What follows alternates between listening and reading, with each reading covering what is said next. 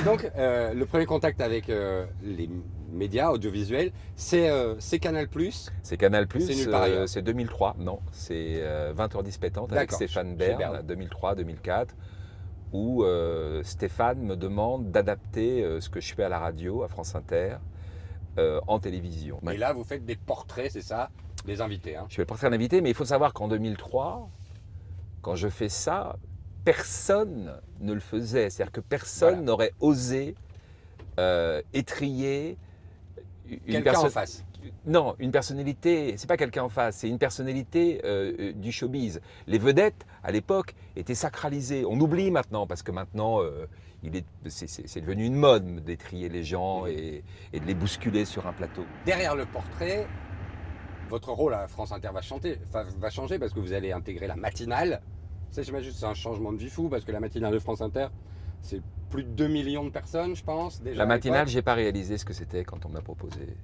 Ah oui. Non, j'ai pas réalisé l'exposition que ça allait être. L'impact. Je n'ai pas réalisé, honnêtement. J'ai dit oui, ah oui, alors oui, 7h55 le matin, pourquoi pas, etc. C'est une fois que j'ai été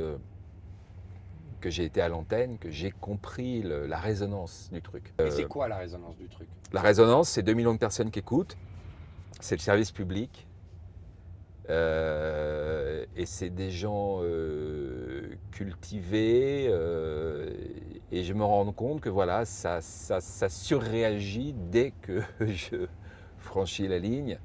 Et évidemment, je vais franchir cette ligne parce que ça m'amuse. Ça m'amuse beaucoup. C'est ça, c'est le sale gosse à qui on donne un jouet avec lequel il peut un petit peu dépasser les bornes Un petit et peu, voir un petit peu ce que ça va donner. un petit peu beaucoup, mais moi j'ai toujours assumé ce rôle de provocateur. À quoi ça sert la provocation dans la société dans laquelle on vit aujourd'hui, nous? Ça sert à énormément de choses, mais c'est aussi une soupape.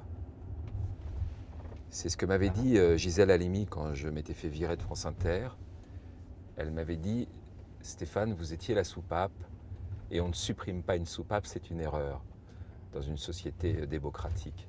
C'est-à-dire que l'humoriste a une vraie utilité. Les Guignols avaient cette utilité. C'est-à-dire que vous avez des gens parfois qui ont des boulots de merde, qui ont des vies de merde, qui se font maltraiter par leur patron, qui sont indignés par plein de choses, le prix de l'essence, tout ce que vous voulez.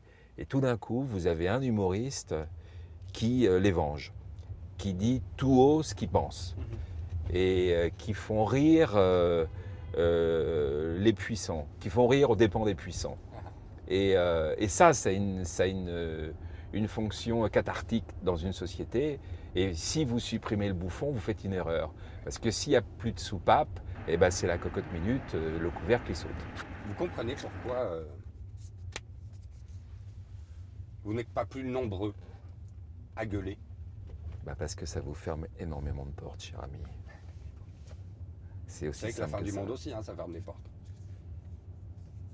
C'est aussi simple que ça. Le totalitarisme, ça ferme aussi des portes à terme. Mais oui. C'est rien que pour ça, Ah, pour le court terme.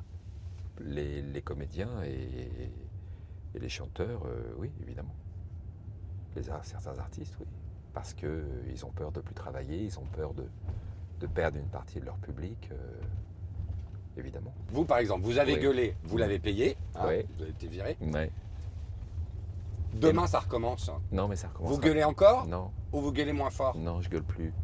C'est vrai? Ouais, Pourquoi? parce que j'en ai marre. Je comprends. Ils vous ont lessivé. Ils m'ont pas lessivé.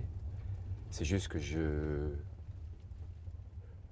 c'est ce que je vous disais, c'est-à-dire qu'à un moment donné, j'ai pas envie toute ma vie de refaire la même chose, d'être un chevalier blanc, d'être parfois seul à monter au front, et qu'en plus ce soit mal compris.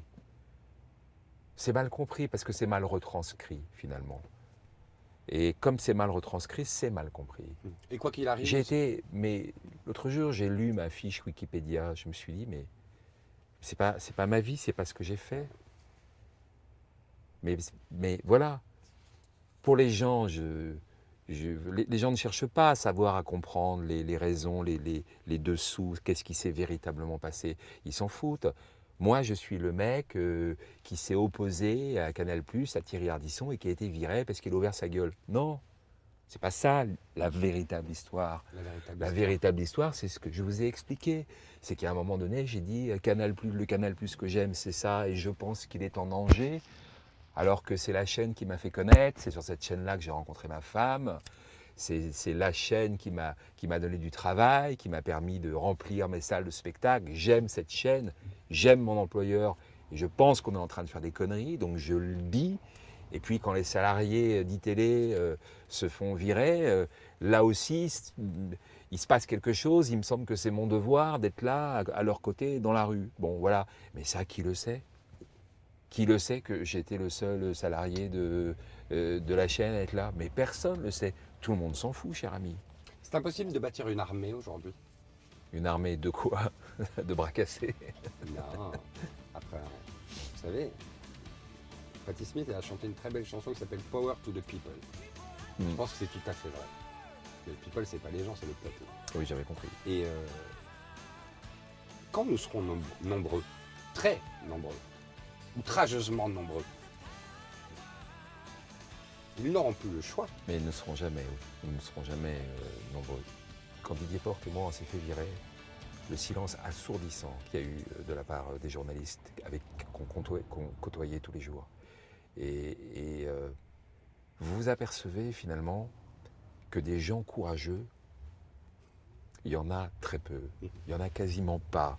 Quand vous avez fait ce constat, qui est finalement un constat très amer, il y a un moment donné, vous vous dites, bon, ok, tu as 54 ans, tu as pris beaucoup de coups, tu t'es bien amusé, mais tu as pris aussi beaucoup de coups, et bah, place aux jeunes, les gars, allez-y, faites les papiers, je vous regarde, je vous applaudis des deux mains, mais moi, je vais passer à autre chose.